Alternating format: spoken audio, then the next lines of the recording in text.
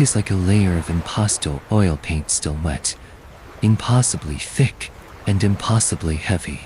Slowly, achingly slowly, it is being brushed across your window frames and spreading into the corners of your walls. Close your eyes. In this deeply padded room, wrapped in a lofi film, graying white noise, perhaps the dense, murmuring rain outside, perhaps the faint whisper of a late-night wind. The light has been dialed down to its lowest register. You are now resting in a space of low-key lighting where no harsh, stabbing lights can reach you. Only an infinite sense of safety. Listen to that low-frequency hum. Allow yourself to feel held, because the journey you are about to begin will bring you an unprecedented, deeply exclusive comfort that reaches directly into your subconscious. It will work like a surgical blade, unbearably gentle, yet impossibly sharp, to utterly dissolve those secular curses buried deep within your psyche, the curses of bloodline continuation and dying alone. It will allow your heart, bound and blackened by half a lifetime of moral blackmail, covered in hidden scars, to reclaim an exquisite lightness and freedom. Across the vast river of time, this ancient Eastern wisdom of seeing through and letting go has been a glimmer of light in the darkest night.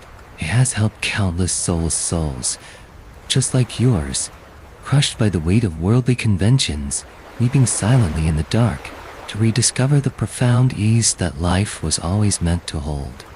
Here you will meet them as vividly as if they stood before you now. The wealthy merchant who built a cage of pure gold, only to lose his joy. The old, cracked clay pot leaking water ceaselessly by the roadside. Zen Master Hakuin, reviled by the entire world, yet holding a heart as still as a mountain lake in the muddocks, moving with excruciating slowness into the ink-black ocean in the ultimate silence. Even if you are currently sinking in the deep self-blame and fear of being without an heir is the gravest of unfilial sins. Even if your mind, night after night, grinds like a rusty gear spinning wildly, uncontrollably obsessing over the thought, who'll fetch me a glass of water when I am old and bedridden? Even if all the consolation from friends and family, all the reasoning from therapists, has slipped through your fingers like water, leaving no trace, it doesn't matter. None of it matters. This ancient law of subconscious descent requires absolutely no effort from your rational mind. It works naturally at the deepest substrate of your unconscious, just as a single drop of ink unfurls effortlessly through clear water. It echoes that profound, timeless sigh from the Buddha in the Diamond Sutra. All conditioned phenomena are like dreams, illusions, bubbles, shadows like dew, none like lightning. Thus should you contemplate them. Tonight, we are not here to fight against societal conditioning. We are simply and very gently watching those illusory bubbles as they pop, one by one, in the shadows. Right now, amidst this absolutely safe, high-contrast characteristic, just allow yourself to find the most comfortable position. No need to hold yourself rigidly. No need to force anything. Exceedingly slowly, draw a breath in. Feel how that slightly cool air, so tangibly, so real, fills your chest, and then let it out long and deep. As that breath flows out, imagine those invisible societal shackles wrapped around you emitting a very faint, almost inaudible crack as they begin to splinter strand by strand. Your body and mind, from this very moment, begin their surrender, sinking toward the deepest stillness. Gently bring your attention now, very slowly, to your head. Just notice the weight of your brain in this moment. Doesn't it feel incredibly heavy? Like a rusted iron box, stuffed to the brim with yellowed old newspapers and the voices of others' judgments. In this world ruled by tradition, our minds are constantly exhausting, like processing the external gaze. Well, you have children yet. What's the point of all your success if you have no heir? Who will sign your medical papers when you're old and sick? How pitiful you will be. These voices land like venomous, barbed needles, piercing your nerves with terrifying precision. Your brow might be furrowing unconsciously. Your eyeballs, even behind closed lids, might be trembling almost imperceptibly from the long-term anxiety. You are exhausted. A bone-deep weariness, born from the relentless attempt to use your finite, precious life to fulfill an infinitely grandiose, yet utterly hollow narrative called continuing the family line. Let us shift our gaze now through this grainy, retro film darkness, traveling excruciatingly slowly backward through time. To a grand, ancient mansion, centuries ago. It is a late autumn night. Inside the high walls of this grand courtyard, the light is almost dead.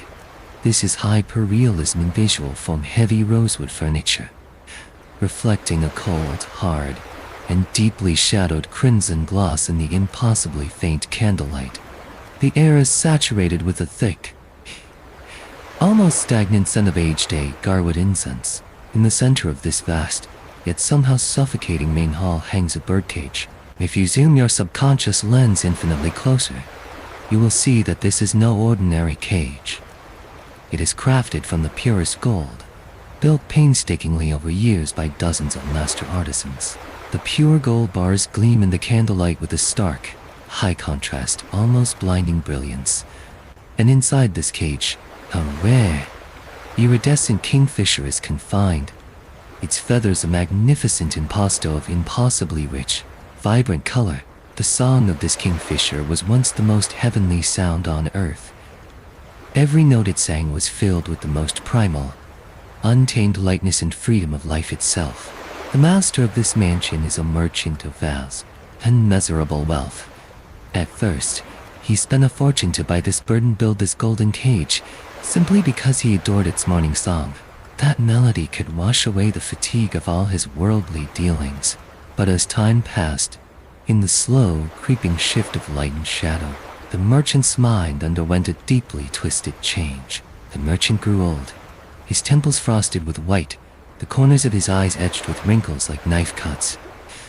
One particular deep night, he stared at this beautiful kingfisher, and a terrifying thought suddenly bored into his mind: this bird will eventually die. And when it does, won't this magnificent song vanish from the earth entirely? I must make it reproduce. I must make its descendants sing in this golden cage. For my family, forever. From that moment on, the merchant's nightmare began, and the kingfisher's nightmare began. The merchant no longer paused to simply appreciate the bird's present song. His eyes, veined with the red streaks of extreme anxiety, looked ghastly in the dim, flickering candlelight. Every day, he crouched before the golden cage, staring with obsessive, unblinking fixation. He began searching frantically for another kingfisher to mate with it, sparing no expense to cage them together. The kingfisher, trapped in that oppressively tiny, gold-barred space, subjected to the merchant's desperate, almost maniacal surveillance, felt only a profound, chilling terror. It stopped singing. Its feathers, once as lush and vibrant as thick oil paint, began to fall out in clumps, revealing raw, ugly, reddened skin beneath. The merchant spiraled into utter madness. Terrified the bird might fly away, he shrouded the cage in a heavy, black cloth, suffocating it. Afraid his lineage would be cut short, he force-fed the bird rare and obscenely expensive aphrodisiacs every day.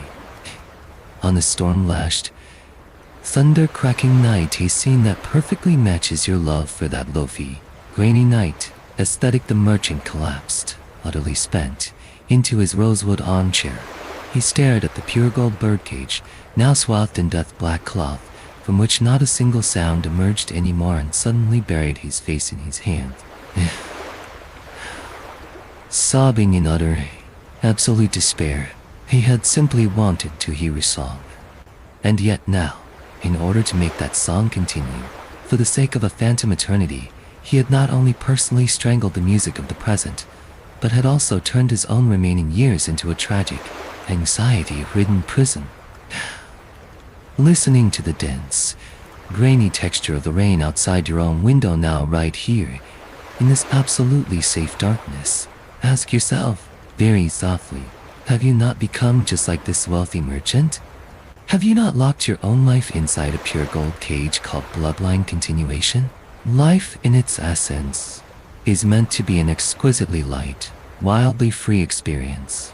You came into this world to feel the cool breeze brushing your cheek, to taste the sweetness of food, to love, and to experience.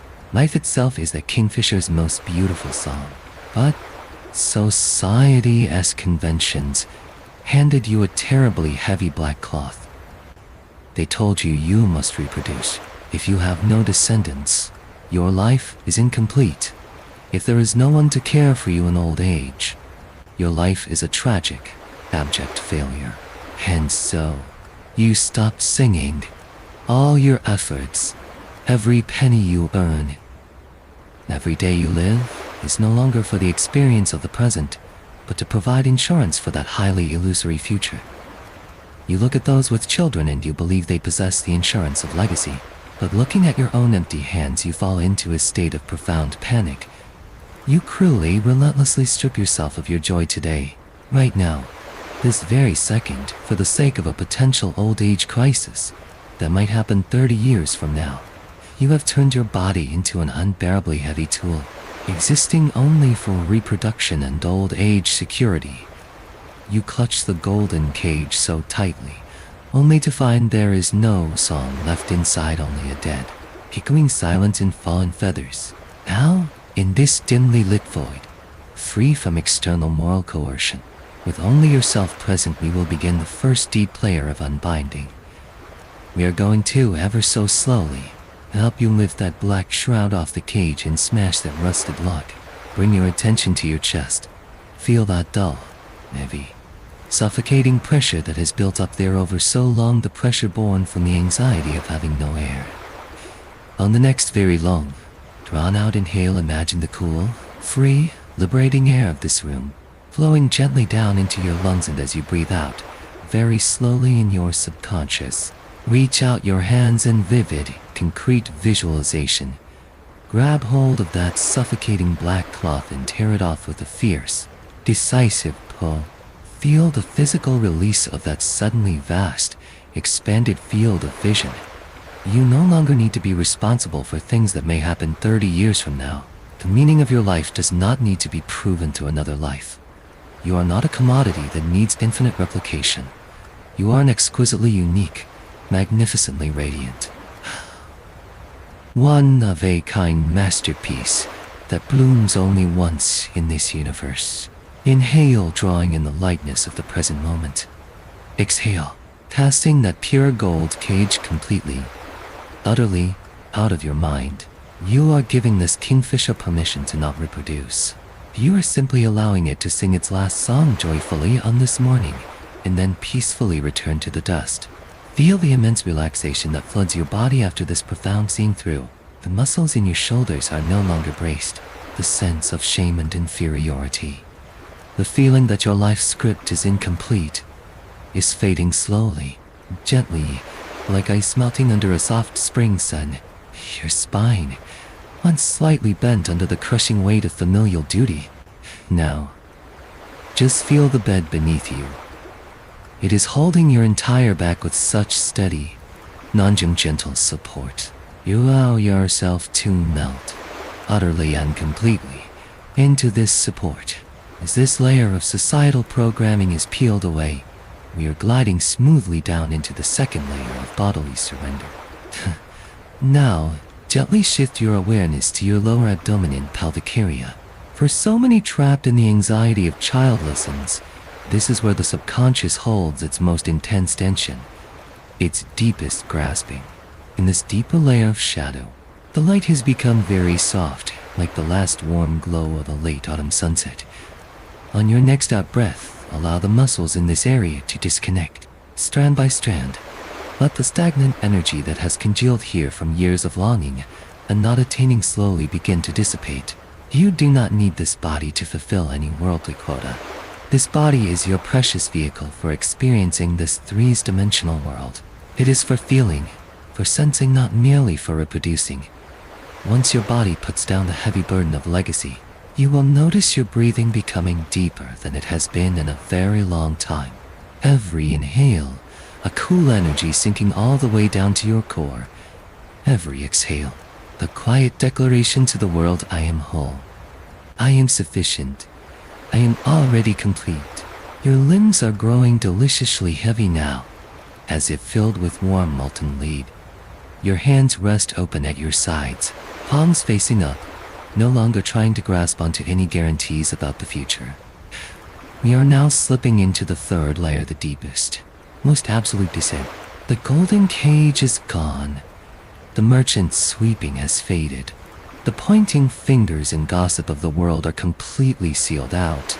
Beyond this thick layer of black velvet, you no longer feel the boundaries of your physical body. You are no longer a failure without offspring, defined by society's labels. You have merged with that exquisitely free, breathtakingly light Kingfisher. You have flown out of that high contrast, suffocating rosewood hall, into the boundless, deeply quiet night sky. In this deep universe, where there is no judgment and no expectation, there is no need for you to leave any trace at all. You are like the clouds drifting in the sky, gathering and dispersing naturally like the moon's reflection in the water. Needing no one to retrieve it, you float here, perfectly safe, drinking in this ultimate freedom. The freedom of no longer forcing anything. Your nervous system, finally released from the pressure of a non-existent future and the baggage of an unrepeatable past, enters the deepest state of hibernation. And in this immense, healing darkness, those frayed neural pathways worn down by overthinking are very slowly, very gently reconnecting. Yet, just as you are completely immersed in this exquisite freedom, this soaring flight savoring this profound release, in a far, remote corner of the subconscious, in a dilapidated greenhouse reeking of thick, earthy decay and damp humidity, an old gardener is staring with bloodshot, erotic eyes at a pot holding a priceless, rare orchid. A watering can trembles in his hand, desperate to pour more water on it every single second, trying to force the flower to bloom and bear seeds through extreme, obsessive control. And the orchid, once so exquisitely elegant, its roots are slowly, irreversibly, rotting and blackening under his frantic intervention. In the next story, we will move from the Kingfisher soaring into the night sky to that rare orchid being suffocated to death. We will see how, in this world filled with compulsion, our extreme need for control and our obsession with a complete script strangles the most vibrant, living vitality of the present moment. We will see what happens when we, in our agony, finally unclench our fists and how life miraculously finds a different way to bloom. But for now, this vast, unbounded night sky, free of any cage, belongs only to you. No weight of legacy, no fear of the future, no judgment from the world.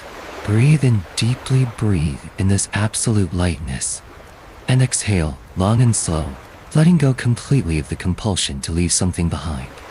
Surrender now into this utterly complete, utterly free, deep, deep sleep.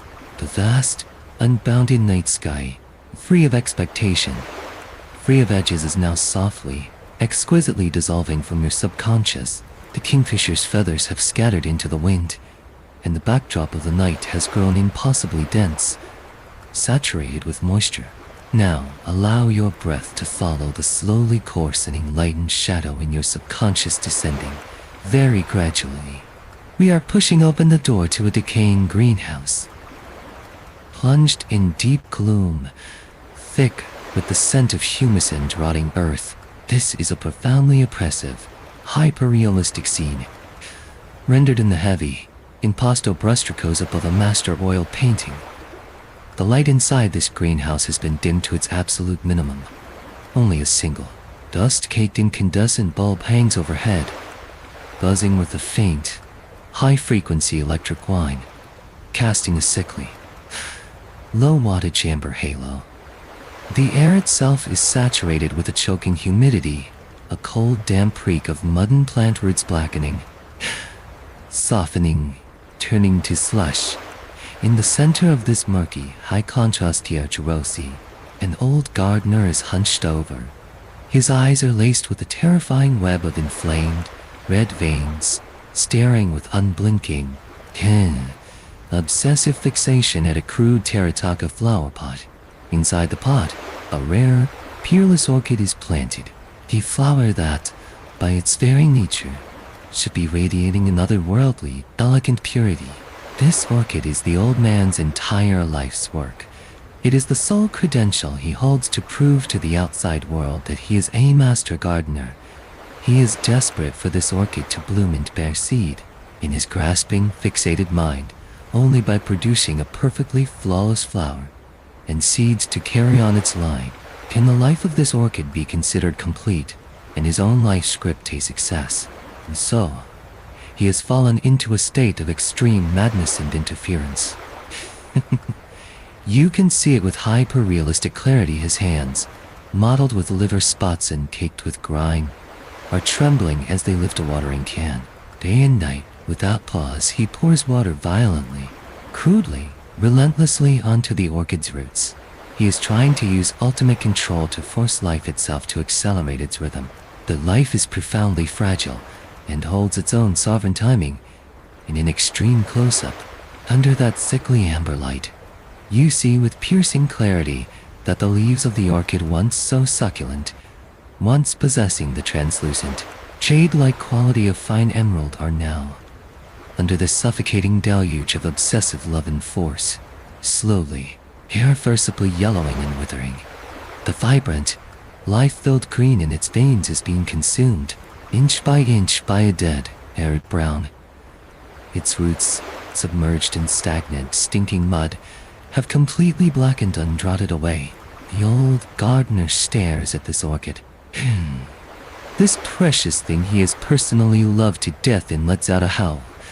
Oh, a raw, piercing, utterly devastated shriek of despair. Hearing this scream, in this damp, oppressive, dimly lit space, we invite you to look deeply, honestly, into your own inner landscape. Are you the deeply anxious old gardener? Or are you the rotting orchid? The truth is, you are both. In this world, governed by social clocks and stereotypical milestones, you have cast yourself as the orchid that must bloom and bear fruit by a certain deadline. You are held hostage by an obsessive-compulsive script that dictates a complete life. They told you that you must marry by a certain age, and after marrying, you must have children. Only with offspring is your life fully accounted for. You are deeply terrified that your life will fail to deliver a satisfactory bloom and bear fruit report. So, you transform into the cruel gardener. You begin a regime of frantic, unrelenting pressure and forced watering upon yourself. You take anxiety, fear, and the gaze of society, and you force-feed them to your subconscious as if they were a daily dose of poison you must swallow. You constantly monitor your own progress bar. You toss and turn in the deep of night, feeling that your life is fundamentally incomplete. You try so desperately to control the trajectory of your life, only to discover with heartbreaking sadness that you have personally strangled the most vibrant, authentic vitality of your present moment. You are just like that orchid. In the muddy water of extreme intervention and external expectation, your heart is slowly, silently, suffocating and decaying. Now, let us pull our gaze away from this stifling greenhouse. Decisively, ruthlessly, following a bitterly cold wind in the subconscious, we now push into an immensely vast, yet pitilessly harsh, scroll painting of a snow-laden night. This is still a hyper-realistic, impasto-textured scene. A blizzard of goose feather snow swirls madly in an ink-black sky. The deep, nearly navy blue darkness contrasts violently with the stark, bone-white snow, creating a visual sensation of absolute tearing. Deep within the snowfield, there is an ancient, crude temple. Inside, the revered Zen Master Hakuin sits in absolute stillness beside a charcoal brazier. Suddenly, the temple's broken wooden door is kicked open with tremendous, savage force. An icy wind, laced with snow, blasts into the room. A mob of villagers surges in, their faces twisted into grotesque, livid masks of rage, carrying torches. The wildly dancing, piercing red light of those torches casts monstrous, gigantic black shadows of the villagers against the dim temple walls, shadows that claw and thrash like vengeful demons. From within the mob, a pair of enraged parents step forward and hurl a newborn infant, wailing with a raw, piercing cry, violently onto the floor before Master Hakuin. You see, their unmarried daughter had become pregnant. Under extreme fear and harsh interrogation, the daughter, to protect the real father, had absurdly pointed her finger at the universally revered Master Hakuin. In an instant, all the vilification, all the curses, all the venomous contempt shoot towards the once exalted master like a dense volley of poisoned arrows. Hypocrite! A beast in human robes, you don't deserve to live. Villagers rush forward, consumed with fury. They beat Master Hakuin savagely with crude wooden clubs with shoes caked in mud and snow.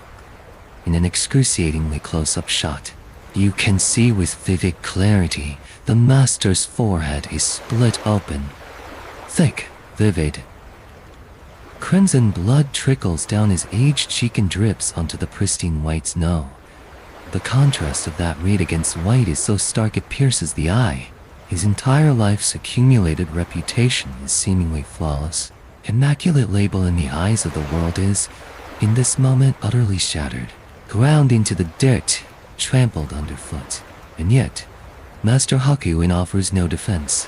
He does not roar in fury, nor does he weep in despair. In the midst of the deafening roar of denunciation enough to lift the rafters, he very slowly, very calmly, extends his two hands, covered with the calluses of a lifetime. He picks up the infant, now turning purple from the cold, and holds it to his chest with an unbearable tenderness. He lifts his head.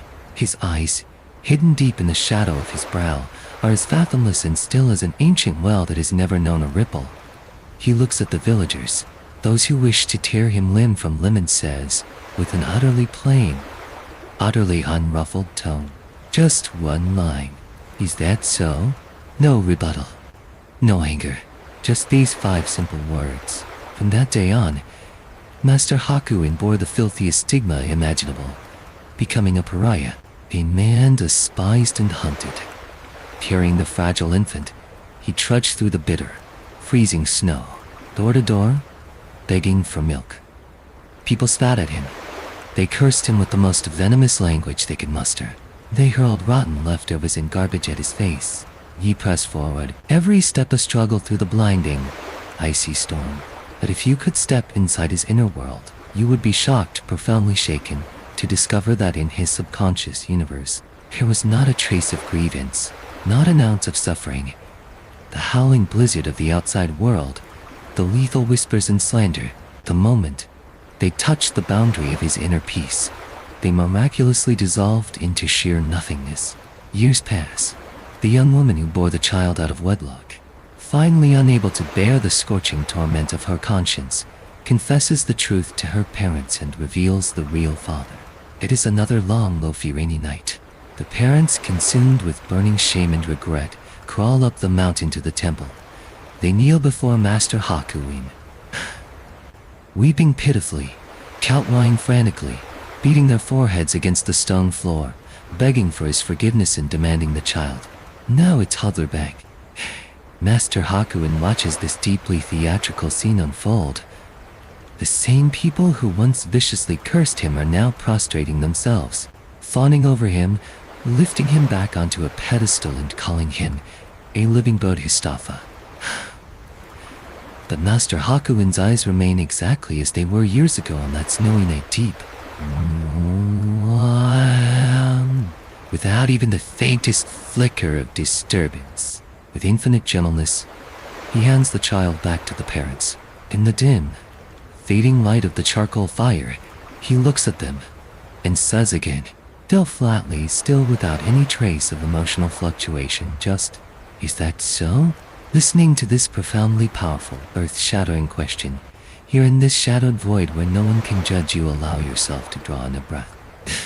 Very, very slowly. Aren't you also someone who cares desperately about what others say about you? When you attend family gatherings during the holidays, without a child of your own and face those deeply condescending, cruelly intrusive interrogations from relatives when you hear people whispering behind your back, viciously labeling you with words like dead end, pitiful, selfish. Doesn't your heart seize up in violent, wrenching pain, as if pierced by 1,000 arrows? Do you have taken the voices from outside far too seriously? You have, tragically, handed the remote control of your own emotions over to bystanders who care absolutely nothing for your well-being. Master Hakuin, through his profound, unshakable poise, shows you this. All external judgment, whether vicious slander or ecstatic praise, is nothing more than a tiny vibration of air molecules. It is illusory. It is incredibly short-lived. When others call you a beast, you do not suddenly sprout wings. When they call you a bodhisattva, a halo does not magically appear behind your head. In the same way, when others say, without an air, your old age is destined for misery, that is merely a projection of their own narrow, fear-based mental constructs. It is absolutely not the true color of your life. As long as you do not claim these labels, as long as you do not, in your heart, agree to their verdict, those venomous words can never, ever penetrate your skin. They cannot harm even the tiniest, most microscopic cell within you. Now, in this absolutely pure, dimly lit space, free from moral coercion, we will construct the first deep layer of your inner shield. We are going to, very slowly and very decisively, peel off those foul, sticky labels that society has forcibly plastered onto you. Bring your attention very slowly into a focused awareness on the surface of your skin. Using that hyper-realistic perception of the subconscious, feel it now with complete, tangible clarity. On your face, on your back, over your heart. Aren't there labels stuck there? Discus, filthy labels. Written on them in harsh, stinging red ink are words like failure and complete. Pale, lonely, miserable, and selfish. These labels are glued to your skin, causing an unbearable itching, a stinging, a suffocating sensation. On the next very low, slow inhale, imagine a surge of immensely cool, immensely powerful, self-awakening energy rising from deep within you. And as you breathe out, very slowly in your heart, with absolute resolve, silently say Master Hakuin's line, "Is that so?" With this utterly cool, unflinching question, imagine yourself very slowly, with deliberate, firm force, peeling those labels off your skin, one by one. Feel the intensely real, physical tearing sensation as the label detaches from your skin. There may be a slight, tugging ache, but what follows immediately is a huge, bone-chillingly pleasant release, a shudder of relief. The patch of skin that had been covered for so long finally, greedily, breathes its first gulp of crisp, cool, fresh air. Inhale, gathering your inner clarity. Exhale, is that so? Tear off the next label. Tear off the relative snagging. Tear off the prejudice of society. Tear off, completely and utterly, your own self-condemnation for not being perfect enough. Take them and hurl them, with disgust, into the fire pit of your subconscious. Watch them in that dim red glow curl up rapidly, char into blackness, and finally, dissolve into a meaningless wisp of smoke. You are no longer an appendage of anyone. You do not need to take responsibility for anyone else's moral blackmail. You are profoundly clean, utterly naked, exquisitely pure. As all the labels are completely stripped away, we are gliding smoothly down into the second layer, the absolute generation of a shielding force field.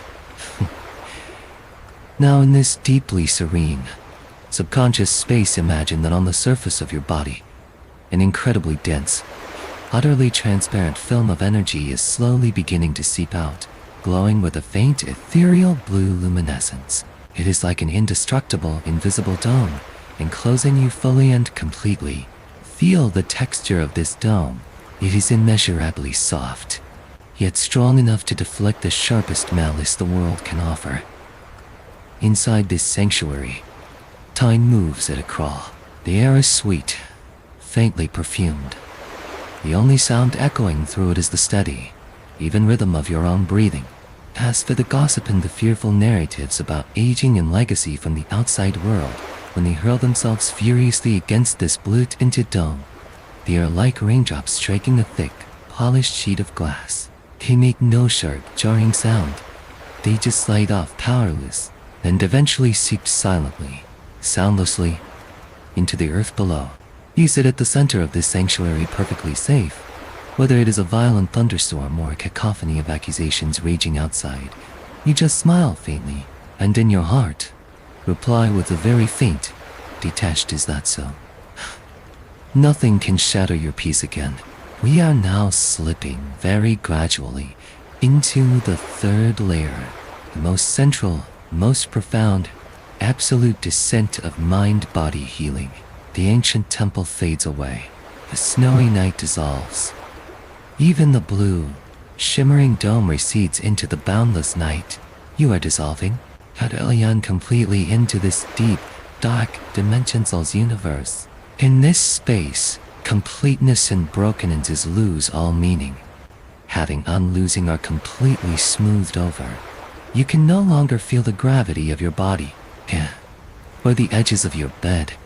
You have merged into the pure, unconditioned awareness itself, unborn, undying. Your breathing has become very faint, very long, very deep, as if it has slowly stretched into a silken thread, connecting you to the profoundest quiet of the cosmos. Every microscopic rise and fall of your chest is massaging your exhausted central nervous system with unbearable gentleness. You rest here, suspended in the void, safe, utterly relaxed. Allow your subconscious to carry out its deepest self-repair and reorganization. In this absolute safety, free from any and all moral coercion. Yet, just as you are completely immersed in this pure, unjudged, sweet black dream, in a far, remote corner of the subconscious, on a dusty, gravel-strewn, drought-stricken mountain path, a water carrier is struggling under the weight of a shoulder pole. Dangling from it are two old clay pots. One of the pots is perfectly intact, but the other is covered in a web of ugly, jagged cracks. Water is leaking from those cracks, drip, drip, drip, very slowly, into the parched, thirsty earth. The cracked, leaking pot, because it cannot deliver the water completely to its destination, because its ease itself as a piece of utterly broken waste, has fallen into a deep, dark pit of shame and suffering. It weeps at night, in the cold, feeling its own desolation. In the next story, we will move from this realm of absolute purity and push into this landscape of dust and fractures. We will see how countless lives in this world, lives just like this leaking pot, convinced they are broken and without air, are about to discover, in one sudden, accidental backward glance, a most breathtaking truth. They will be shaken to the core to realize that the water that leaks from their cracks, the water they failed to hoard for a single destination, has, over the long river of years, quietly, secretly, watered a magnificent, sprawling, mile upon mile of glorious wildflowers along the roadside. But for now, this pure, unassailable sanctuary where no one can judge you belongs only to you. No labels, no moral blackmail, no fear. Inhale deeply, breathing in this absolute self-containment. And exhale, long and slow. Is that so? Surrender now into this exquisitely clean, exquisitely peaceful, deep, deep sleep. That profoundly deep, exquisitely peaceful, dreamless sleep is now rippling outward, ever so slowly, through your subconscious. The leaking clay pot and the glorious, sprawling miles of wildflowers it unknowingly watered have both softly, tenderly dissolved into the boundless night. You are deeply safe now, free from worldly judgment, free from the shame of feeling incomplete. And now, allow your breath to follow a subtle, almost imperceptible shift in temperature within your subconscious. A slow, gradual movement. We are leaving that dusty road behind and entering a deeply cold, vastly empty winter night. This is a hyper-realistic tableau. pushing the aesthetic of low-key lighting to its absolute extreme. Around you, there is an ancient wooden hut, crumbling, with gaps in the walls where the wind whistles through. There is no lamp, no candle. An absolute pitch-black darkness, thick as congealed ink, fills every corner. In this profoundly shadowed space, the only source of light is a full winter moon outside the window, impossibly bright, impossibly cold, impossibly pure. The moonlight slices through the darkness of the hut like a blade of razor-sharp silver, falling with a cold, hard precision onto the frost-covered wooden floor. In this stark, high-contrast light, you can see with excruciating clarity, this room is completely empty. There is no stove for warmth, no grain stored away, no soft bedding, not even a simple grass mat to sit upon. It is utterly bare, profoundly still. And there, in the very center of this empty, moonlit wooden floor, sits an ancient Zen Master. He is emaciated, his body nothing but brittle bones wrapped in thin, weathered skin. The last thick, padded robe he owned, he had given it away just this morning to a beggar passing by on the road. Now, he sits in nothing but a single layer of coarse, rough-spun monk's cloth in this bone-piercing, bitter cold, meditating in stillness with his eyes gently closed. At this moment, accompanied by a flurry of frantic footsteps, a young disciple bursts into the empty hut, stumbling, falling over himself. The disciple takes in this utterly desolate scene. Suddenly, he collapses to his knees with a heavy th on the freezing wooden floor and begins to sob. A raw, hopeless, heart-rending wail. His cries echo through the empty space, thrilling, piercing. Master, how could you give away your very last possession? You gave away the grain and now your clothes. This room is completely bare. You are so old. Your body grows weaker by the day. Without anything to fall back on, what will you do when you fall ill? What will you do when you are too old to walk? On this bitterly cold winter night, you don't even have a single object to rely on. How will you survive?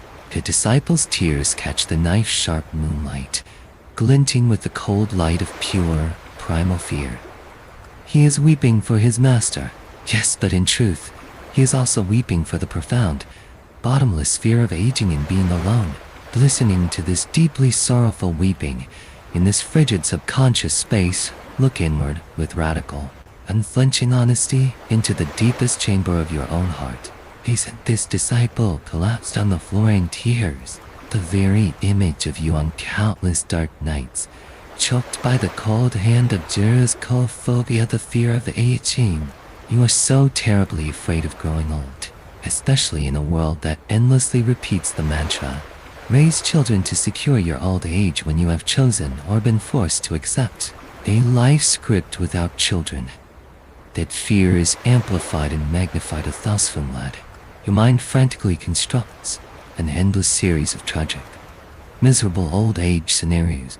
You picture yourself at 80, lying in a sterile ice-cold hospital bed, with no one to even pour you a glass of water. Do you imagine a surgical consent form with no blood relative signature?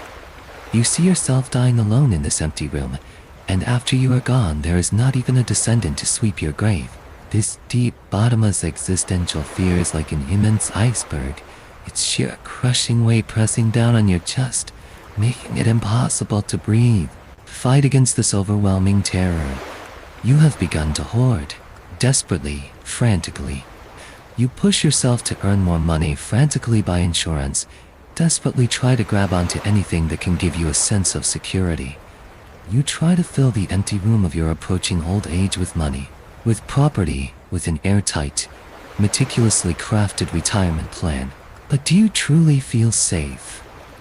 The heartbreaking truth is, the more desperately you try to stuff that room full of things, the deeper and more profound that hollow, empty fear becomes. Because you know deep down that in this wildly unpredictable, impermanent world, money can evaporate, plans can crumble, and even that flesh and blood ere you pin all your hopes on may not, in your hour of greatest vulnerability, perfectly fulfill the heavy burden of care you have placed upon them. You cling so tightly to the objects you believe will secure your old age.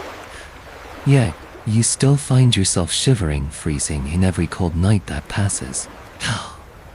Now, let us slowly draw our gaze back to the ancient Zen Master, sitting silently in the moonlight.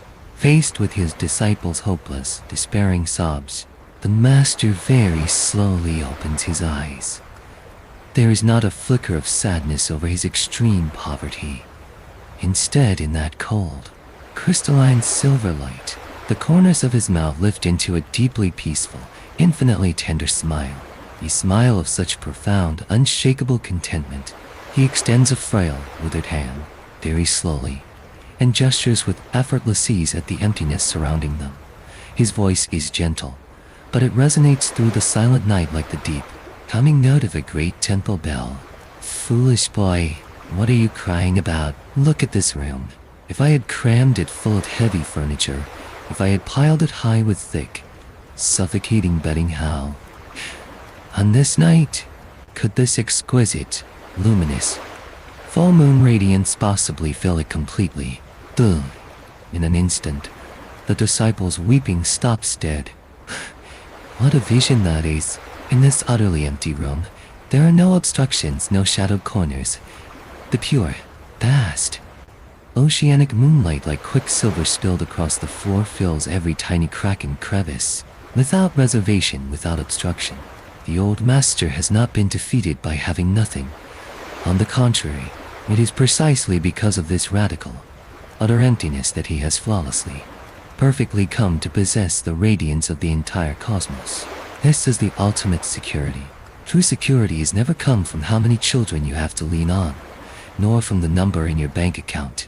True security is the ability, when your life enters its most barren, most spacious winter, to still possess a heart vast enough to embrace everything that is empty. You fear loneliness because your inner world feels so impoverished, and you believe you need others to fill it. You fear aging because you have tied the entire value of your life with a single, fragile thread, to youth and reproduction. When you find the immense courage to empty out the utilitarian calculations of raising children for old age, when you release the pathological grasping at the story of having no one to lean on, your life becomes a room like this one. Spacious, light-filled, transparent. When illness comes, you meet it peacefully. When death comes, you welcome it calmly. A person who has nothing left to lose is the most unshakable, indestructible being on this earth. Now, bathed in this cool, crystalline, yet strangely serene moonlight, we will begin the first deep layer of dissolving fear. We are going to, very slowly, dismantle the terror of dying alone that has lodged itself in the basement of your subconscious. Gently bring your awareness, very slowly, to your stomach and abdominal cavity. Under extreme anxiety and fear, the stomach is always in a state of tight, spasmodic contraction like a fist, clenched desperately, refusing to UNCURL. On the next very long, drawn-out inhale, imagine the cool, clean moonlight of this room flowing down into your abdomen, following the pathway of your breath. And as you breathe out, very, very slowly, silently, in your heart, with immense tenderness, issue this command to yourself: I give myself permission to be empty. Feel that tightly clenched fist respond to this command. It begins to loosen, very slowly, strand by strand. You do not need to demand that someone be there to care for you in your final days. You do not need, today, to pay the emotional debt for an illusory loneliness that may arise 30 years from now, when you no longer view growing old as a terrifying curse, but rather as life naturally entering a profoundly quiet hibernation period. Your body experiences a monumental physical release. Inhale, breathing in this pure, unadulterated moonlight. Exhale, completely emptying out the frantic panic about old age and the burning anxiety about future illness. Feel, now, the sensation in your stomach as it completely lets go that feeling of spaciences, of openness. You are no longer a drowning person. desperately clawing for a life-saving piece of driftwood. You are simply resting peacefully on the river of life, allowing the years to wash over you gently, slowly, with the abdomen completely open and released. We are gliding smoothly down into the second layer, the ray sculpting of body and mind into an empty room. Now, allow this vast, moonlit energy to flow upward from your abdomen, very slowly, filling your entire chest cavity. Imagine that your body is the old Zen Master's empty room. One by one, you are very slowly carrying the contents out. Carry out the burden of continuing the family line. Carry out the judgmental gaze of society.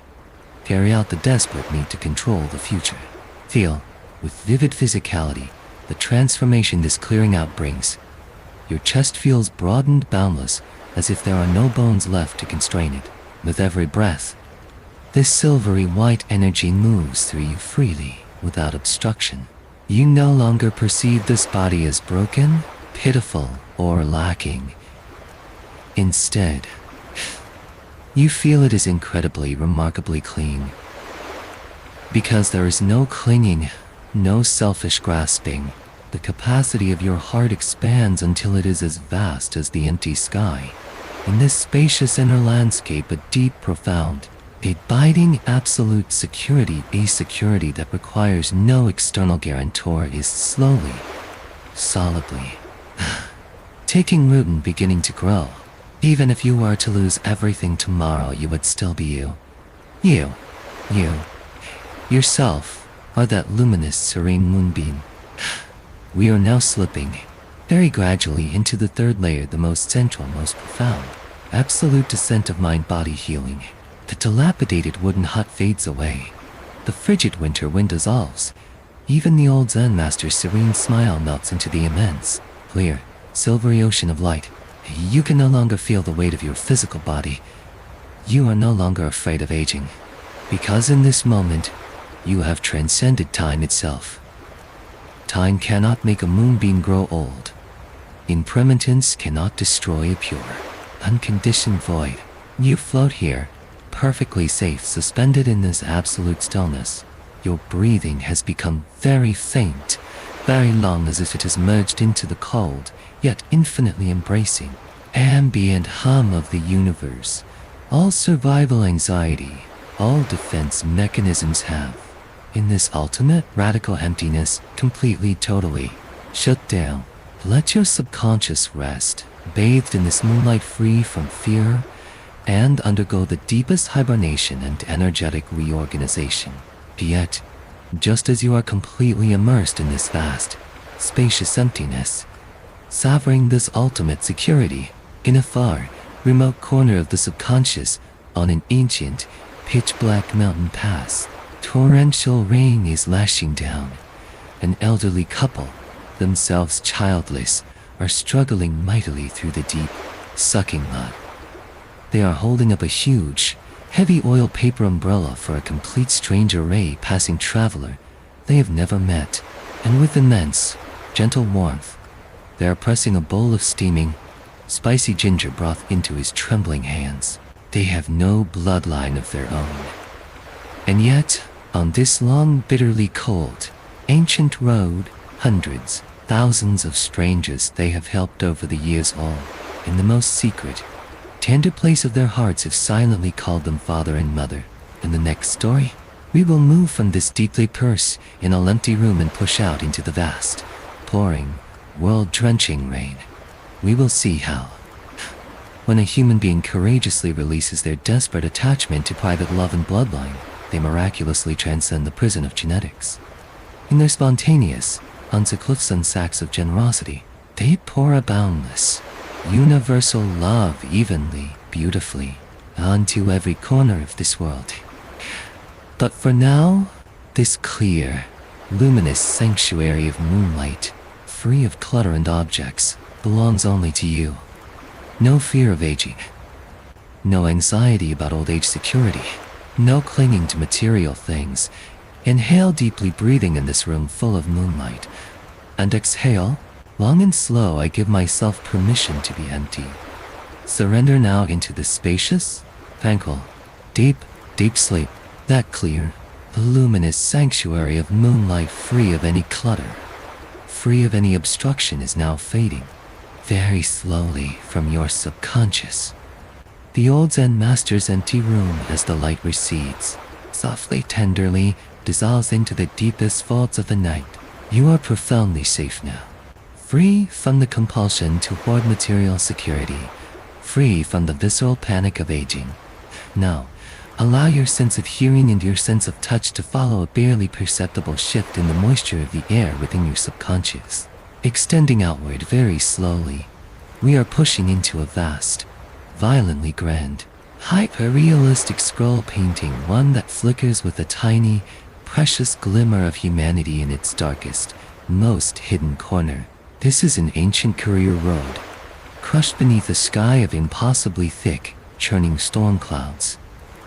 There is no starlight, no moonlight. This is a scene of profound oppression, pushing the aesthetic of low-key lighting to its ultimate limit. A torrential downpour is falling from the sky, so violent, so heavy, it feels as if it intends to drown the entire world. In this grainy, retro film visual, the rain is not transparent. It has a cold, harsh, leaden gray hue. The raindrops, fat as beans, hammer the dry, yellow earth with savage force, quickly turning this ancient road into a black river of thick, sticky, sucking mud. You can feel with aching tangibility the utter despair that belongs to a traveler caught in this, on this bone-chillingly cold night, with the gale howling like a wounded animal. Strangers, men and women who were merely traveling for livelihood or searching for lost family, are now completely trapped by this sudden, violent storm. They are soaked to the skin, their thin, flimsy clothes plastered against their shivering bodies. They struggle mightily, trudging through knee-deep black slurry. Every single time they pull a leg free from the mud, it costs them an immense, draining reserve of energy. The darkness is filled with the sounds of ragged, labored breathing, the wet, heavy thud of bodies falling into the mire, and a bottomless, chilling terror, the terror facing hypothermia and death itself. At the very edge of this brutal, pitch-black scroll painting, suddenly, a tiny pinpoint of light flickers into existence. Eye-warm tangerine glow, impossibly faint, yet offering an intense, high-contrast defiance against the overwhelming dark. It is a crude, simple, thatched roofway station built on a hillside just off the ancient road. Inside this tiny, cramped shelter, a vigorous bonfire is blazing. The firelight, filtered through the dense, damp, frigid air, casts a deeply warm, rich, dark red halo. Suspended over the flames is an enormous iron pot. Inside the pot, a ginger broth is boiling with violent, rolling bubbles, having been simmered to an almost unbearable potency. A fiercely spicy, powerfully warming fragrance of ginger, mingled with the woody, smoky scent of burning old pine, is drifting slowly, quietly, through the icy curtain of rain. Guarding this giant pot are two figures, an elderly couple. Incredibly old and utterly ordinary. They are a couple without children. In the eyes of the world, their lives are profoundly broken, incomplete. By all conventional logic, they should be huddled away on this howling, miserable night, inside their own cold, desolate house, staring at a single flickering, feeble candle flame, drowning in self-pity, lamenting their tragic fate of having no one to rely on, and having extinguished the family incense. But they are not. On this wildly stormy, violent night, the old man is straining with tremendous effort to hold open a huge, heavy oil paper umbrella, thickly coated in tom oil. In his other hand, he carries a wind lantern, its glow faint and fragile. He trudges, with immense difficulty, into the dark, muddy, treacherous road. With infinite, painstaking patience, he searches through the deep, sucking mire for travelers who have collapsed, utterly defeated by the storm. With immense tenderness, he tilts the huge umbrella over their heads, shielding them with his old, yet still strong hands. He takes these complete strangers one by one and supports their weight, helping them stagger up the hillside into the warm, glowing shelter of the thatched way station. And the old woman with swift and hesitating movements, she dips a rough, crude clay bowl into the pot, ladling out bowl after bowl of the scalding, fiercely spicy ginger broth. She looks upon these travelers shivering uncontrollably, their lips blue with cold, with eyes of such deep, bottomless kindness, and says, in a gentle, warm voice, quickly, now drink this while it's hot. Let it warm your bones. In this deeply high contrast close-up shot, you can see with piercing clarity a rough, burly northern man, his hands trembling violently, takes the bowl.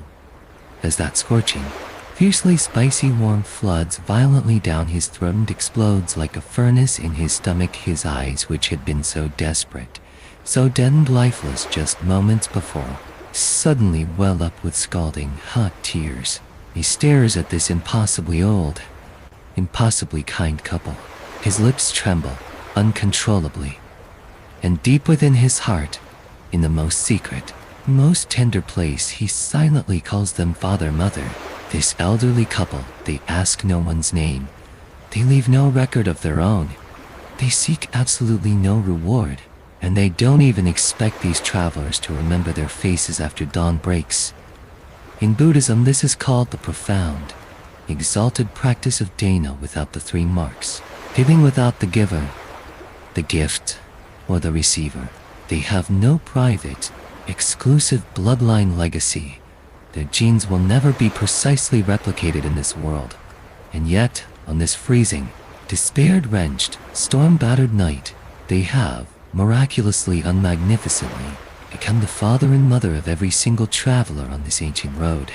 Listening to the dense, grainy texture of the rainstorm raging outside your own window, here beside this warm, glowing fire, look inward with radical, unflinching honesty into the deepest chamber of your own heart. Do you often feel a profound, aching loneliness that has nowhere to settle? When you see other families doting on their children, hugging them with such fierce, possessive love, does a sharp, violent spasm seize your heart? Do you feel that you are storing an immense reservoir of love inside you? And yet, because you have no children, this vast, oceanic love cannot find a specific, blood-related outlet. You have to find love in an incredibly narrow, constricted way as private, exclusive love.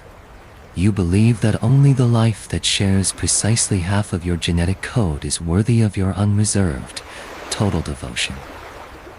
You believe that only when a specific descendant of yours cries for you in your old age and after your death, can your love be considered completely repaid and complete. But this kind of narrow, grasping private love is very often a heavy, suffocating chain. It is filled with immense control and expectation. How many parents, waving the banner of I love you so much, have cruelly, ruthlessly controlled their children's lives? How many children, crushed under the unbearable weight of their parents' expectations, have lived lives of deep, silent misery? Bloodlines sometimes are not sacred bonds at all. They can be a tiny, cramped, suffocating prison cell. And you,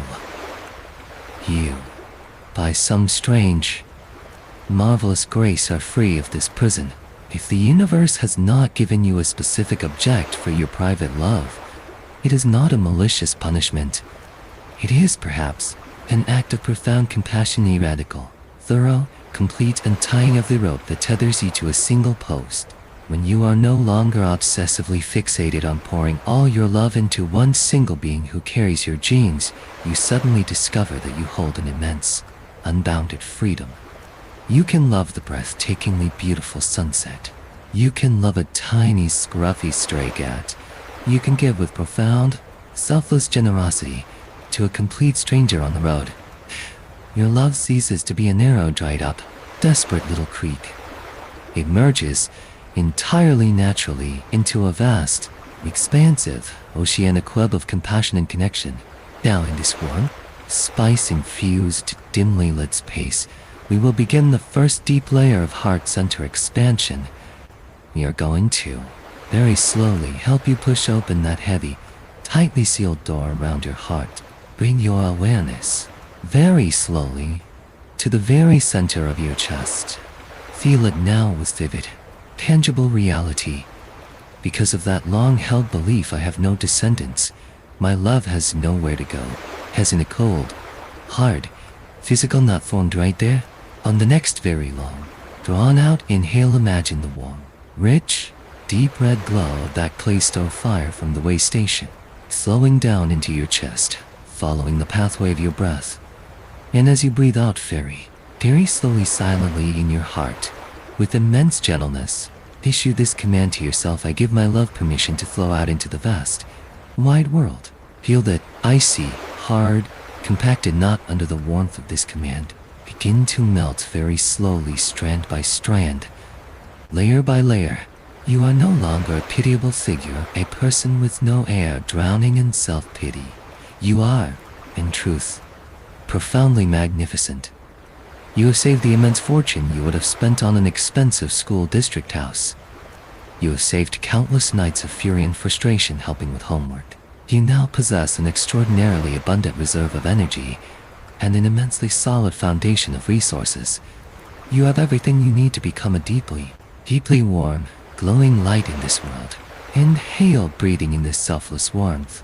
Exhale, completely emptying out those narrow, grasping, stubborn thoughts that only fixate on your own bloodline.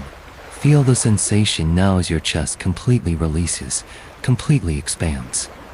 That immense, spacious, utterly unconstricted feeling. You are no longer desperately trying to possess a life. You are standing here, peacefully, in this vast, wide human world, allowing kindness and goodwill to simply flow through you, entirely naturally. With the heart center fully open, we are gliding smoothly down into the second layer, the absolute dissolution of the bloodline boundary.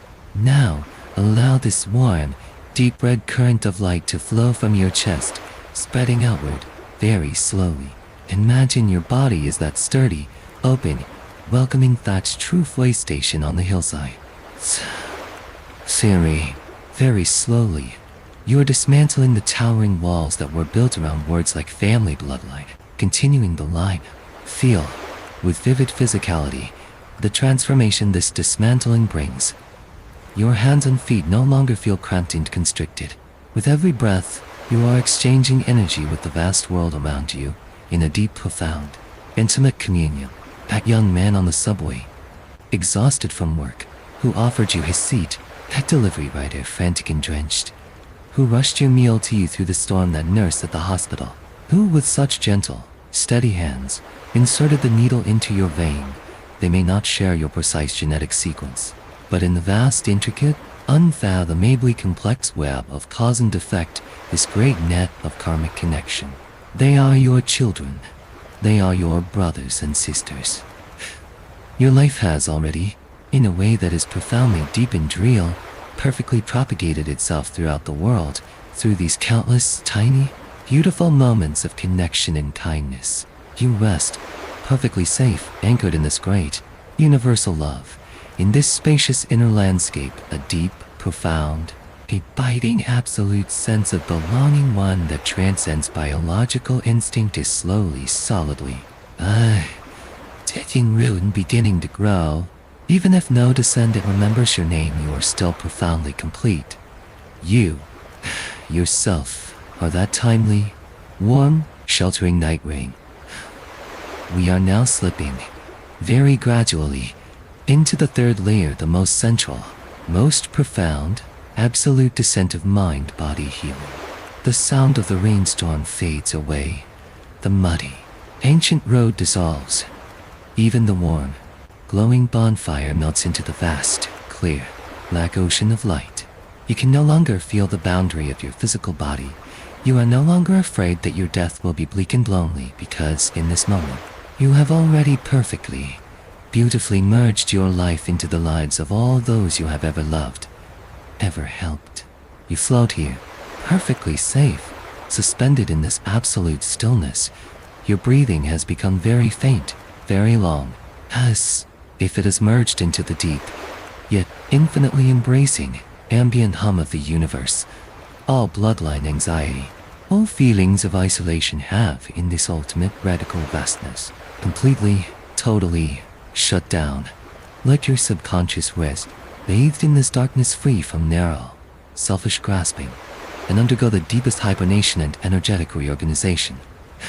Yet, just as you are completely immersed in this vast, expansive and marked giving, savoring this ultimate sense of connection, in a far, remote corner of the subconscious, in a bitterly cold, ancient temple on a snow-lashed night taste turn, imposing old Zen Master stands with a chilling, unyielding posture before a roaring brazier. In his hands, he holds a scroll. The robed bold arm scroll representing the highest, most orthodox transmission of the Buddha's lineage, an object of unimaginable sacred value. In an era where countless people are pathologically obsessed with lineage, where monks would scheme and even kill each other to possess this scroll, the old Zen master, under the utterly horrified, utterly despairing gaze of his closest disciples, with absolute, unwavering resolve, ruthlessly, without a flicker of hesitation, casts that precious, sacred scroll directly into the blazing, incandescent heart of the fire. In the next story, we will move from this vast, all-embracing love, and push directly into the heart of this ferocious, a scorching destruction.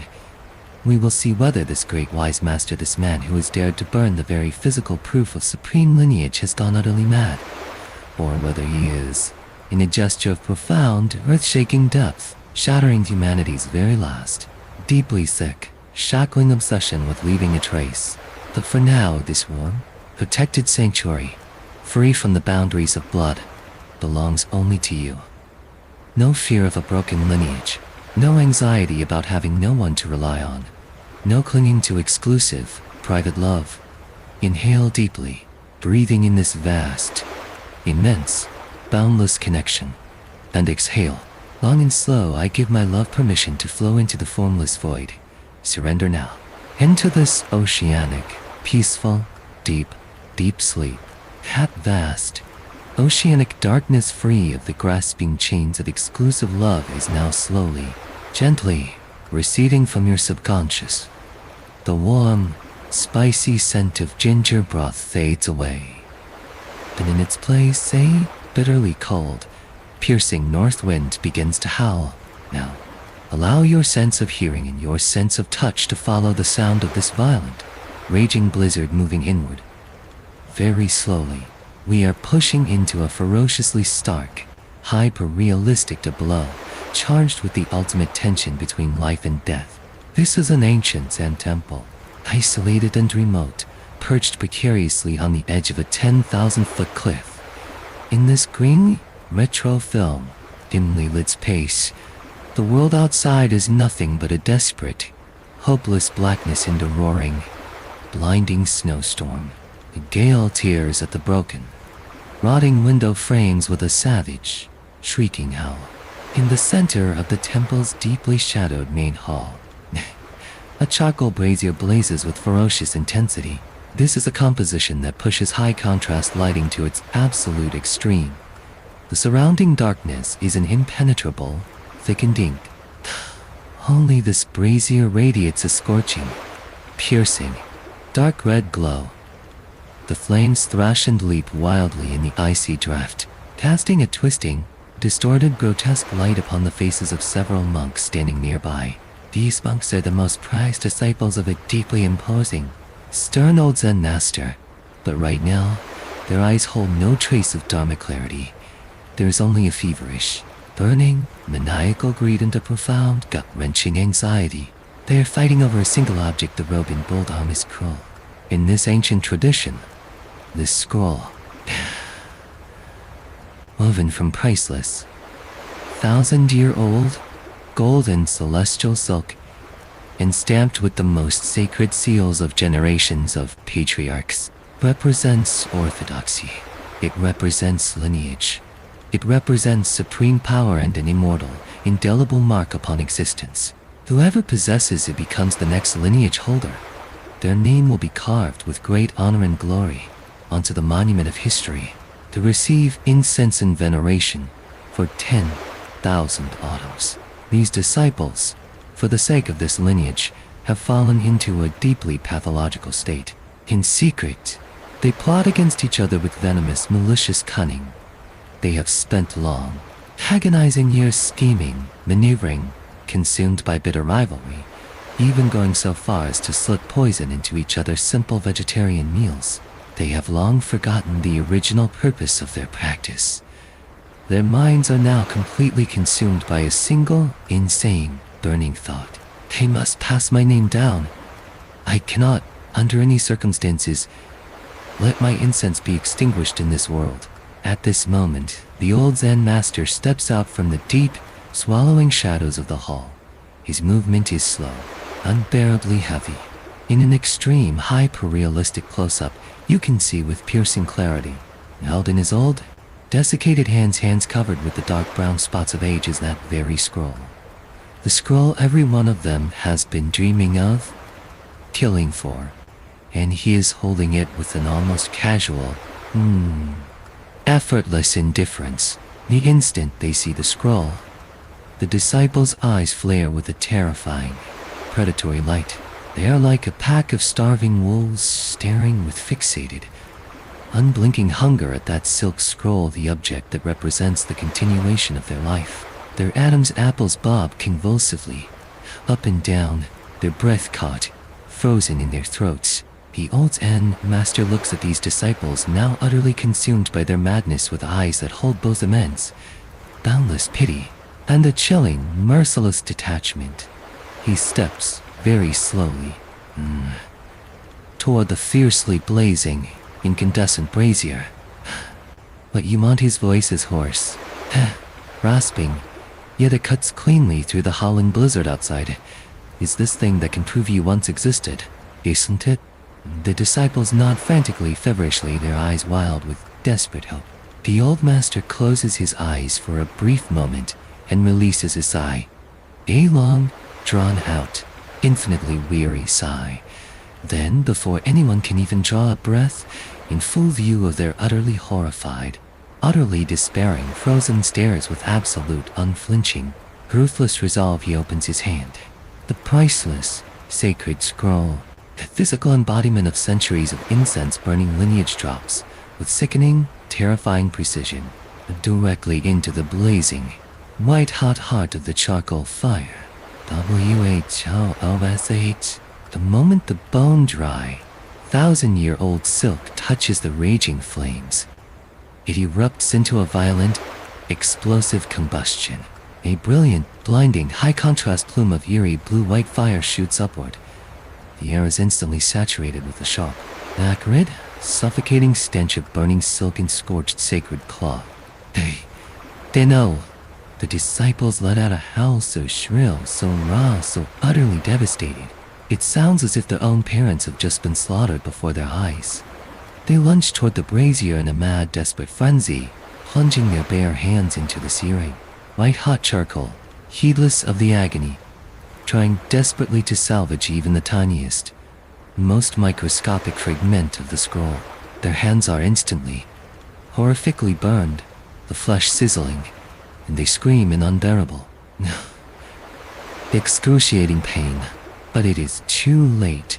The scroll, that symbol of incense, lineage, and life's imprint, in just a few fleeting seconds, is utterly, completely, irreversibly reduced to a small pile of utterly worthless, feather-like black ash. The old Zen master watches his disciples writhing on the floor in agony, clutching their ruined hands. His voice, when he speaks, is like heavy, cold cast iron striking a slab of blue stone, deep, resonant, and utterly pitiless. You blind, foolish, deeply ignorant boys, you have been staring with such desperate fixation at a scrap of paper that could burn to nothing at any moment, and in doing so, you have utterly, completely lost your own souls in the present. Life is an exquisitely free, unbounded experience.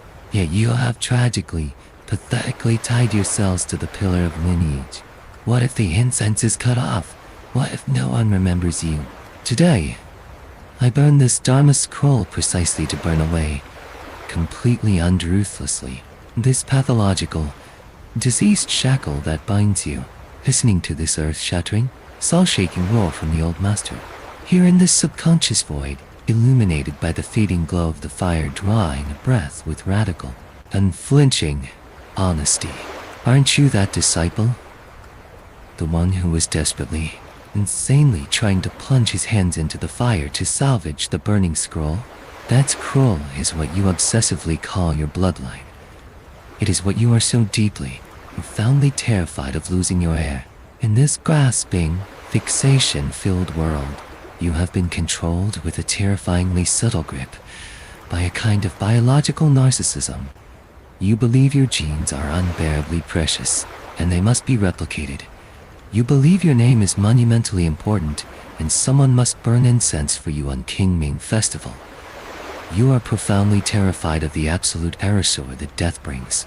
So, you try, by producing a child, to create an illusory, phantom-like defiance against being forgotten. You try with such heartbreaking futility to force the world to retain a tiny, insignificant trace, a mark that screams, "I was here." But please, for just a moment, and truly consider this. How utterly, devastatingly absurd is this notion, on the scale of this vast, boundless, unfathomable universe across the immense, unspooling river of time. In a few hundred years, in 1,000 years, he will still remember you with any precision. Who will still care in the slightest whether your bloodline continued or not? All dynasties eventually crumble into dust. All stone monuments wither under road into illegibility. All genes, in the end, are diluted into absolute nothingness within the vast, swirling, immeasurable gene pool of humanity, for the sake of a posthumous name that is absolutely, categorically destined to vanish, for the sake of a phantom incense offering that is nothing but smoke and delusion. You have so cruelly, so ruthlessly sacrificed your real, tangible, present moment inner peace. While still alive, you are tormenting yourself, losing sleep over the fear of breaking the line, contorting yourself in agony to appease the judging gaze of a society that will one day also be dust. You are pathologically, feverishly attached to that Dharma scroll, and yet, you have completely forgotten that the single most important, most urgent, most sacred task of your entire life is simply to live your one life, here and now, with absolute sincerity, with radical authenticity, and with breathtaking, unapologetic wholeness. Now, in this world, dimly lit space, thick with the scent of charcoal and burnt offering, we will begin the first deep layer of spiritual incineration. We are going to, very slowly, help you take that scroll from your subconscious, the one labeled the obsession with legacy, and throw it, utterly and completely, into the flames. Bring your attention very slowly to the junction where the base of your skull meets the top of your spine, in the physical mapping of the subconscious.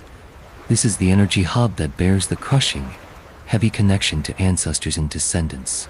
Because of the long, relentless psychological pressure of carrying on the family line, has this area always felt incredibly rigid, frozen, and heavy, a cold, dead weight.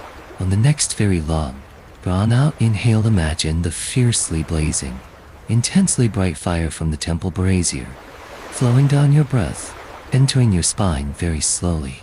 And as you breathe out, very, very slowly in your subconscious, with absolute, unflinching decisiveness, take your terror, O efface every bloodline. Take your bitter lament of having no one to mourn me, and hurl them with immense, fierce force directly into that blazing fire. WHOOSH. Feel with vivid, tangible intensity the violent spiritual combustion. Watch those words that have tortured you for so long, dying without a son, no one to rely on in old age, an incomplete life. Watch them, in that intensely high temperature flame, curl, warp, char into blackness, and disintegrate. Rapidly, completely. You do not need to struggle desperately to leave a trace. You give yourself full, complete permission to be a singular, brief, yet breathtakingly brilliant, limited edition spark in this vast, immeasurable cosmos. Feel the immense, profound physical weightlessness that rushes into your body after this absolute, radical seeing through. Inhale, breathing in this fiercely burning, blazing freedom. Exhale, blowing those ashes completely, utterly away. Your cervical spine releases, completely, utterly. That terrible, grinding stiffness born from a lifetime of looking up to meet society's expectations and looking down to worry about the continuation of your blood is softening, melting very slowly. Your spine, which once felt like a heavy, crushing pillar of ancestral shame, has now miraculously transformed back into something incredibly light, incredibly buoyant, the central, sacred axis of your own life alone. This crushing, leaden shackle of legacy now completely incinerated, we are gliding smoothly down into the second layer, the absolute collapse of the timeline. Now allow this deeply warming, glowing firelight to flow from your spine, moving very slowly, down into your forelimbs. Imagine that your body is that scroll now completely, utterly burned to ash. You no longer have a crushingly heavy past, and you no longer need to take responsibility for an infinitely illusory future. Feel, with vivid physicality, the lightness that comes from having no unfinished business after you are gone. Your ankles are no longer desperately, tensely gripping the ground, because you have no need to root yourself so rigidly, so permanently in this world. Your wrists are relaxing, opening naturally, because you have nothing you need to pass, with a white-knuckled, desperate grip, into the hands of the next generation. You rest, perfectly safe, anchored in this ending. Yes, just this, accepting with profound peace the cutting off. In this spacious inner landscape, a deep, profound, abiding absolute great ease. An ease that needs absolutely no one to remember you is slowly, solidly, generating itself. Even if, after you leave this world, there is no precise, concrete proof that you were ever here, you are still profoundly, utterly complete. Because the experience of your living belongs, deeply and irrevocably to you. We are now slipping very gradually into the third layer, the most central, most profound, absolute descent of mind-body healing. The blizzard fades away, the ancient temple dissolves, even the fiercely blazing brazier melts into the vast clear, endless black ash. You are dissolving utterly, completely into this deep, dark, dimension soul's universe, free of any utilitarian, grasping purpose. In this space, continuation and ending lose all their narrow, cramped, worldly meaning. You can no longer feel the gravity of your body or the edges of your bed. You have merged into the pure, unconditioned night wind. Leaving no trace, your breathing has become very faint, very long, very deep, as if it has slowly stretched into a silken thread, connecting you to the primal nothingness of the cosmos. Every microscopic rise and fall of your chest is soothing, with unbearable gentleness. Worn out, exhausted anxiety about legacy that has plagued you for half a lifetime. You rest here, suspended in the void, safe, utterly relaxed. Allow your subconscious to carry out its deepest self-repair and reorganization in this absolute safety, free from any heavy, crushing concern about what comes after you are gone. Yet, just as you are completely immersed in this pure, crystalline, sweet black dream, free of grasping and fixation, in a far, remote corner of the subconscious, a deeply shadowed, ancient, wild river crossing. The sound of water is ferociously fast, turbulent. A tiny, fragile, singular skiff is tethered by a coarse, heavy hemp rope thick with slippery, dark green moss, to a rotting, decaying wooden post. Over a long, endless, immeasurable stretch of time, countless heavy, demanding passengers have stepped onto this little boat, trampling it with rough, careless weight. It has borne the burden, suffered in silence, unable to drift, unable to move freely even an inch, on this wildly stormy, rain-lashed night. That thick, heavy, moss-covered rope, under the violent, relentless staring of the raging current suddenly, with a sharp crisp, resounding as an AP. It breaks. In the next story, we will fall from this intensely burning, scorching fire and plunge into the icy, bone-chilling, yet profoundly liberating river waters.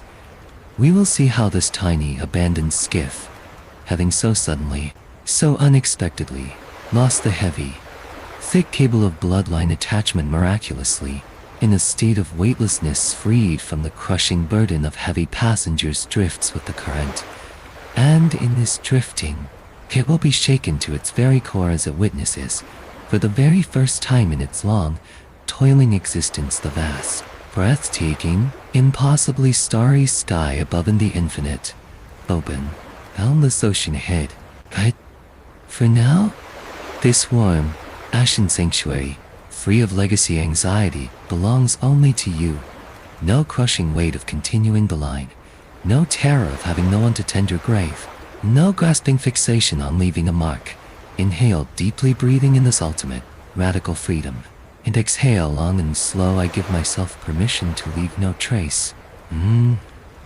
Surrender now into this exquisitely clean, exquisitely peaceful, deep sleep. The warm, ashen sanctuary, free of legacy's anxious grip, is now slowly, gently receding from your subconscious. The scorching fire and the screaming winter wind have dissolved into silence, and in their place, the bone-deep, penetrating cold begins to seep in, mixed with the thunderous roar of wild, rushing water.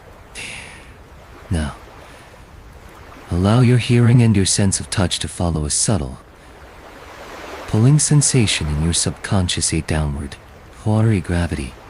We are plunging into a hyper-realistic tableau of profound darkness in the immense, untamed power of nature. This is an ancient, forsaken ferry crossing, deep in the wilderness. The night is absolute, pitch black, and the sky is vomiting a torrential, violent rainstorm. The heavy, dense raindrops hammer the surface of the river, creating a chaotic, deafening cacophony of white noise. In the faint, diffuse light of the storm, you can make out the Rivera surging, churning, muddy torrent. Sweeping fallen branches and debris violently downstream. The low-key lighting here is pushed to its most oppressive extreme. The sky and the water merge into a single, indistinguishable, leaden-gray abyss. The only hint of visual contrast comes from the foaming, ghostly white crests of the rapids, flashing and vanishing in the darkness. Moored at the very edge of this wild, raging river is a tiny, solitary skiff. In a tight, hyper-realistic close-up, you see it with aching clarity. It is so small, so fragile, just a few planks of aged, weathered wood, darkened by years of soaking and drying. Its grain deep and cracked like the skin of an ancient, tired creature. It rises and falls helplessly with the violent, heaving swell. Yanked and jerked by the furious current, but it cannot drift, it cannot move, because a coarse, immensely thick, heavy hemp rope, its fibers splayed and frayed, covered in a thick, slimy, black-green layer of moss and river slime is wound tightly, mercilessly, around a rotting, decaying wooden post driven deep into the riverbank. The rope is pulled taut, creaking and groaning under the unbearable strain, tethering the little skiff with an iron, unyielding grip. This little boat has been tied here for an immeasurable, impossibly long time. Year after year, season after season, countless travelers have come to this crossing. Heavy, rough, demanding men, anxious, chattering women, loads of cargo, sacks of grain, wooden crates. They have all stepped onto this little skiff with the careless, indifferent weight of those who see a boat merely as a tool, a servant. They trampled its deck, their boots grinding grit and mud into its planks. They demanded passage. They complained about the slowness. They never once looked down at the creaking, straining wood beneath their feet. The skiff, for its part, simply bore it all. In silent, suffering stillness, it watched the river flow endlessly past, season after season, carrying the fallen blossoms of spring, the reflected moon of autumn, the melted snow of winter. It longed with a deep, wordless, aching longing to simply let go, to feel the current take it, to know what it felt like to move with the river, instead of forever fighting it. But the rope held it fast. The rope, that thick, coarse, moss-like rope, was its duty, its purpose, its identity. A boat that carries passengers is useful. A boat that has a tether is safe. A boat that drifts freely is nothing but wreckage, waiting to be smashed on the rocks. At least, that is what the heavy, insistent voice of the post seemed to whisper into the wood of the skiff. And so, the little boat stayed, and suffered, and secretly, silently, in the deepest grain of its being, wept. Listen now. In this cold, dark, boring river gorge of your subconscious, do you hear, in the creaking of that straining rope, the echo of your own secret, silent weeping? You have been tethered for so long, tied to the dock by a heavy, coarse, unbreakable rope, a rope woven from 1,000 strands of duty, expectation, and fear. Every strand is a voice. You must have children who will remember you.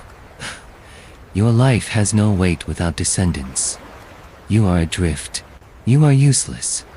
You are a boat without a purpose. And you believed it.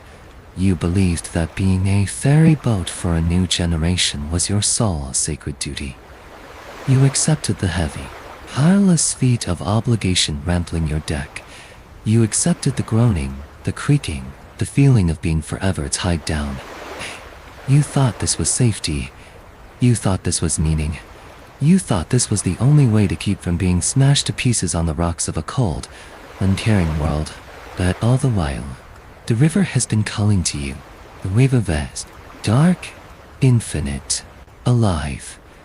It has been flowing right beneath your hull for your entire existence, whispering to you of places you have never seen, of quiet, hidden coves bathed in silver moonlight, of the immense, boundless, open sea somewhere far, far downstream. The river does not demand that you carry a single passenger. It simply invites you to float, to trust, to become part of its endless, ageless, silent journey toward the great encompassing ocean. Tonight, the storm is reaching a fever pitch of violence. The wind howls down the gorge with a force that seems to shake the very foundations of the earth. The rain lashes the river into a frothing, churning, furious beast. The current swells, rising higher and higher, pulling at the little skiff with a power that is no longer a whisper but a roaring, insistent, undeniable command. The moss-covered post, old and rotten to its core, begins to splinter. The heavy hemp rope, frayed and weakened by years of silent, secret longing, is pulled so taut it begins to vibrate with a high keening, almost musical whine. And then, in the very heart of the storm, in a single, crystalline, suspended moment of absolute stillness within the chaos, SNAP, a sharp, crisp, resounding crack cuts through the roar of the wind in the water. The rope has broken. The severed end whips through the air with a wild, violent hiss, and the heavy, slimy coils slither down the post and vanish into the churning black water. And the little skiff is free. For one terrifying, heart-stopping second, it lurches violently, thrown sideways by the savage current, spinning out of control. The old wood groans in shock. The tiller swings wildly. It has never been untethered before. The sensation is one of absolute, vertigo-inducing chaos.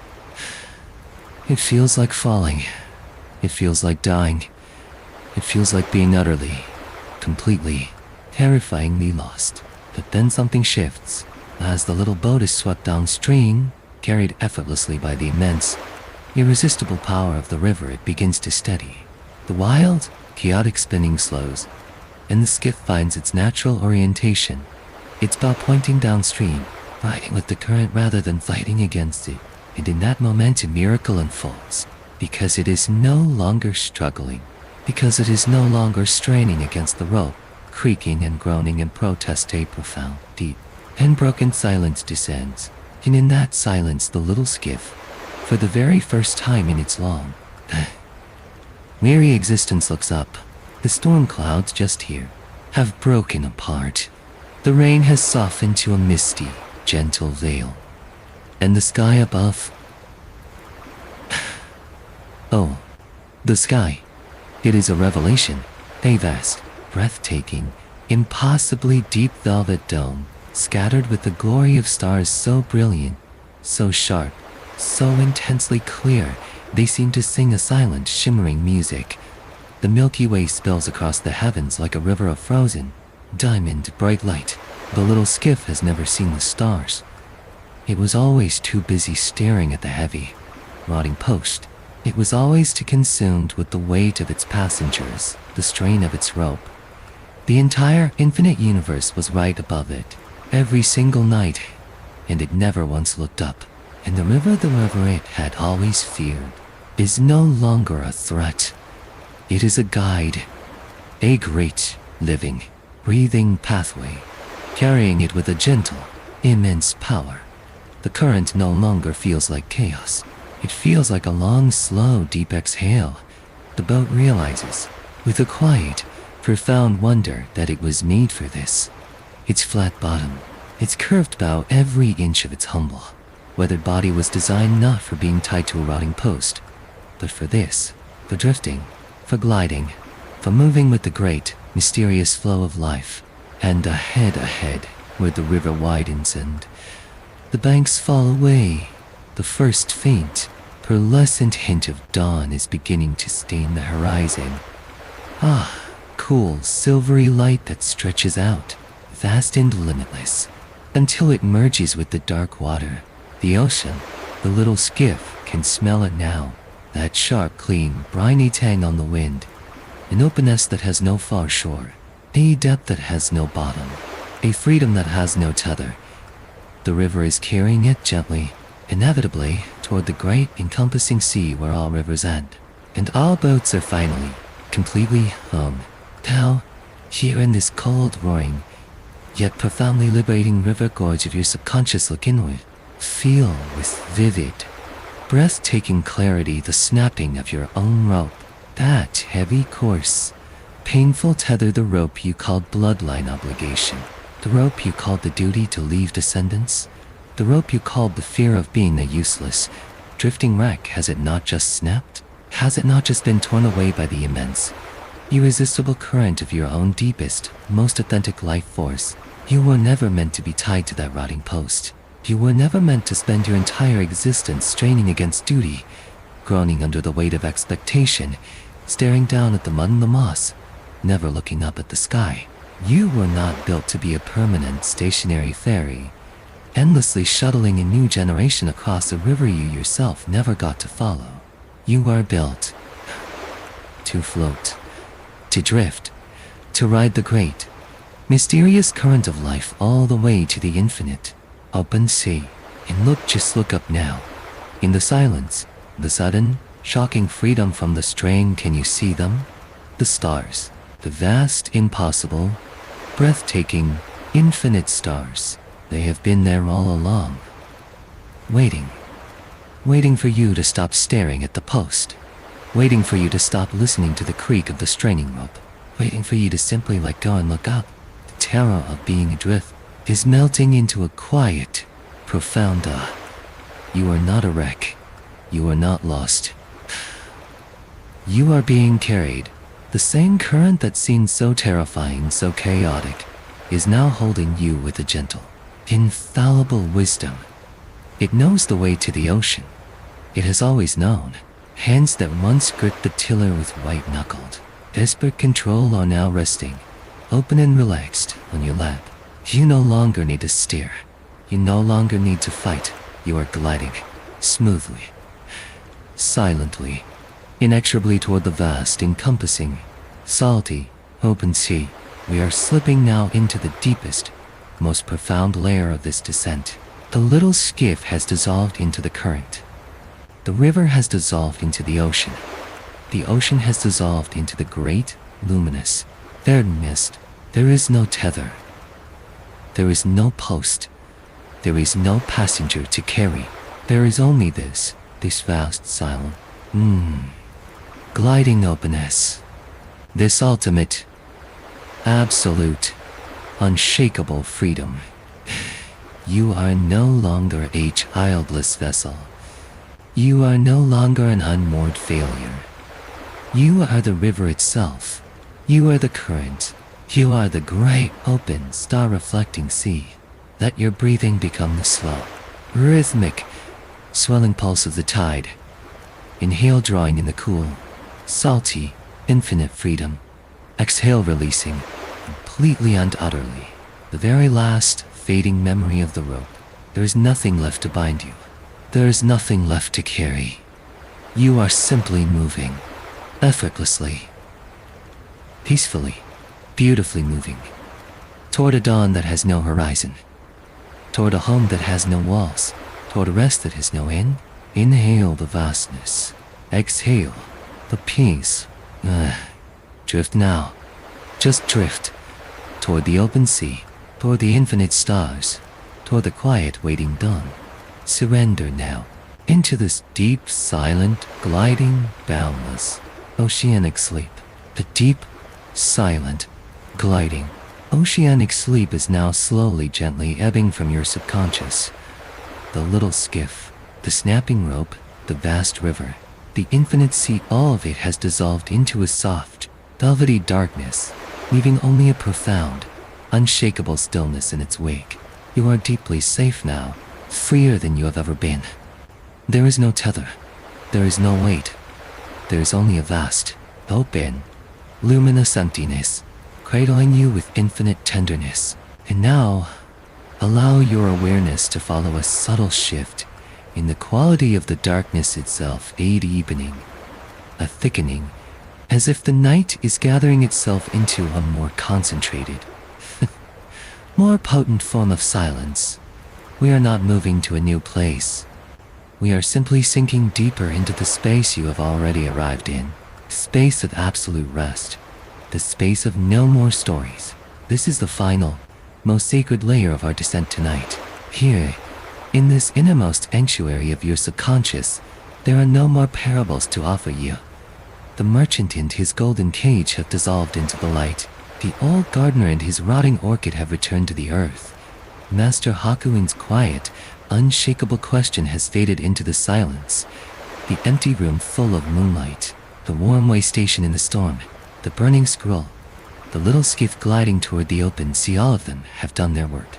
All of them have gently, patiently, lovingly peeled away layer after layer of the heavy, suffocating armor you have been carrying for so long.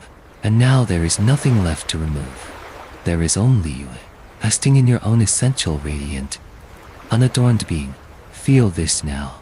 Feel the absolute, profound simplicity of this moment. There is no label stuck to your skin, no anxious, grinding voice in your skull calculating the years ahead. No cold, leaden weight of duty pressing down on your chest. No desperate, clutching hands trying to grab hold of a legacy, a memory, a trace. Just this. The quiet, rhythmic, gentle tide of your own breath. The soft, warm, safe darkness behind your closed eyelids. The feeling of your body. Not as a heavy, failing, incomplete object, but as a warm, living, breathing sanctuary, resting deeply, peacefully on the soft embrace of your bed. Feel the exquisite, luxurious simplicity of being alive. Not being alive for a purpose, not being alive to reproduce, not being alive to be remembered, just being alive.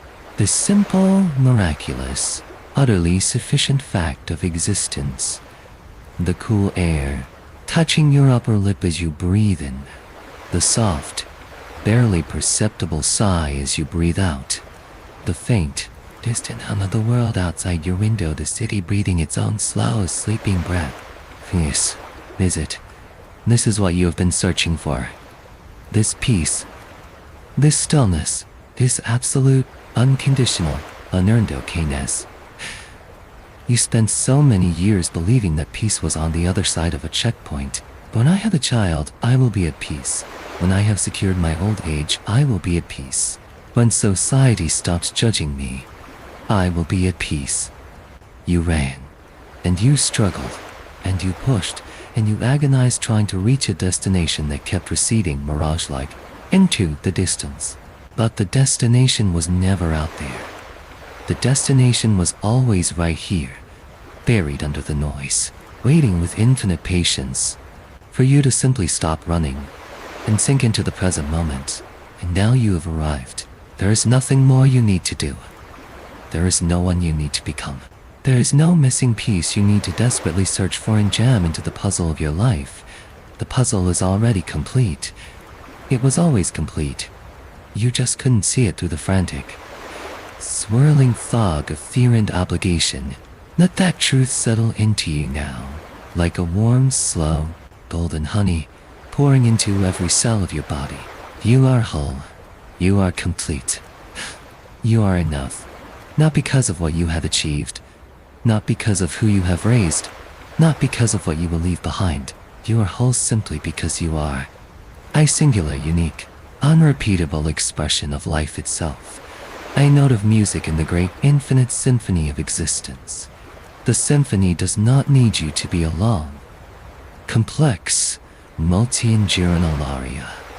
A single, perfect, shimmering note held with grace and presence for the length of your own beautiful life is more than enough. It is everything. Feel now, in the deepest center of your chest, a small, warm, golden ember beginning to glow. It has been there all along, but it was buried under the wet, cold ashes of fear, shame, guilt, and obligation. Now, those ashes have been swept away, gently, lovingly, by the soft breeze of everything we have explored together tonight. And the ember is uncovered. Feel its warmth. It is not a scorching, burning, urgent heat. It is a gentle, radiant, steady warmth, the warmth of self-compassion, the warmth of self-acceptance, the warmth of profound, unshakable, unconditional self-love. For so long, you have been trying to find this warmth from outside, from the approval of your family, from the validation of society, from the imagined gratitude of unborn descendants. But the warmth was always inside you, waiting for you to turn your gaze inward, waiting for you to stop seeking fuel from the world and to simply recognize the fire that has always been burning at your own core. Breathe into that golden ember now.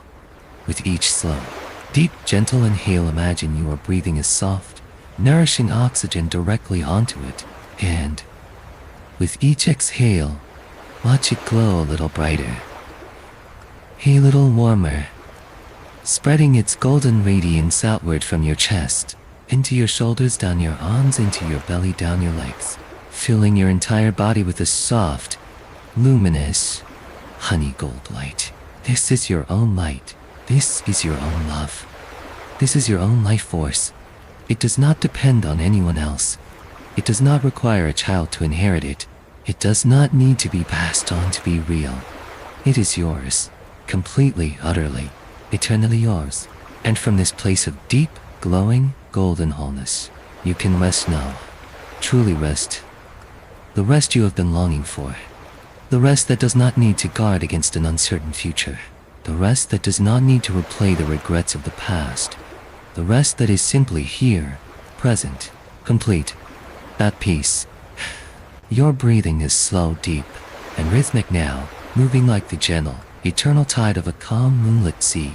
Your body is heavy, warm, and completely relaxed, sinking deeper and deeper into the soft, supportive embrace of the bed with every exhale. Your mind is quiet, spacious, and still. A clear, vast, cloudless sky at twilight holding the last, faint, rosy glow of the setting sun. The world outside continues its turning. The rain may still be falling. The wind may still be sighing through the trees. The city may still be humming its distant, sleeping breath. But none of it disturbs you. None of it can touch the deep, golden, silent sanctuary you have discovered within yourself. You are free. You are whole. You are enough. You are home. As we prepare to end this journey and allow you to drift into the deepest, most restorative sleep of your life, carry this truth with you. It will not leave you when you wake. It is not a fleeting, hypnotic illusion. It is the deepest, most fundamental reality of who you are. You have simply remembered it. Tomorrow, when you open your eyes, you will still be you. But you will be a little lighter, a little kinder to yourself, a little less burdened by the voices that used to torment you. And when the world throws its questions at you again, why no children? Who will care for you? Don't you want a legacy? A small, knowing, peaceful smile may just flicker across your lips. And in the silence of your own radiant heart, you will hear the echo of Master Hakuin's timeless, unshakable question. Is that so? And that will be enough. More than enough. For now, to let go. Let go of the words. Let go of the journey. Let go of the guide. Let yourself drift like a single, perfect, golden leaf, falling gently, slowly, gracefully, onto the still, dark, mirror surface of a deep mountain lake. There is nothing more to do. There is nowhere else to be. There is only this. The silence, the stillness, the peace, profound, golden, unshakable wholeness of your own being. Drift now. Drift deeply. Drift into the most peaceful, most healing, most restful sleep you have ever known. We have arrived at the very last threshold now. The golden ember in your chest is glowing with a soft, steady warmth. The silence is deep, velvety absolute. The journey, the golden cage, the rotting orchid, the empty room full of moonlight, the warm way station, the burning scroll, the little skiff drifting toward the open sea, all of it has dissolved into the vast, luminous stillness of your own being. Now, there is only one final image, one last parable. It is the simplest of them all and the most profound. It is the image toward which the entire night has been gently, patiently, inevitably leading you. Allow your awareness to settle now into a vast, empty, silent expanse. There's no temple here, no storm, no fire, no river. Only an immense, open plain, stretching out infinitely in all directions, bathed in the faint, silver-gray light of a moon hidden just behind a thin veil of high, ethereal clouds. The ground is soft, dark, fertile earth, cool and slightly damp. The air is perfectly still, perfectly silent. There is a sense of immense, pregnant anticipation, as if the entire universe is holding its breath, waiting for something sacred to unfold. And in the very center of this vast, silent plain, there is a single, solitary, ancient ox. It is not an ordinary ox. Its body is not made of flesh and bone, but of the darkest, richest, most fertile black mud, the mud from the very bottom of a primordial river, where all life begins and all life eventually returns. Its form is massive, powerful, yet utterly still. Its great head is lowered. Its dark, liquid eyes are gazing down at the earth with an expression of immense, profound, unutterable peace. This is the mud ox, the symbol, in the ancients and tradition, of the untamed, grasping, restless mind. The mind that plods forward, step by heavy step, through the mire of existence, carrying its burden of desires, fears, regrets, and attachments. The mind that is forever searching for greener pastures, forever straining against the yoke, forever lowing with longing and discontent. But look closely now.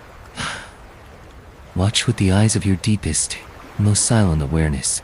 The mud ox is walking, but its movement is the slowest, most deliberate, most exquisitely gradual movement you have ever witnessed. Each step takes an eternity, as its massive, mud-formed hoof lifts from the dark, soft earth. It leaves behind no print, no scar, no trace.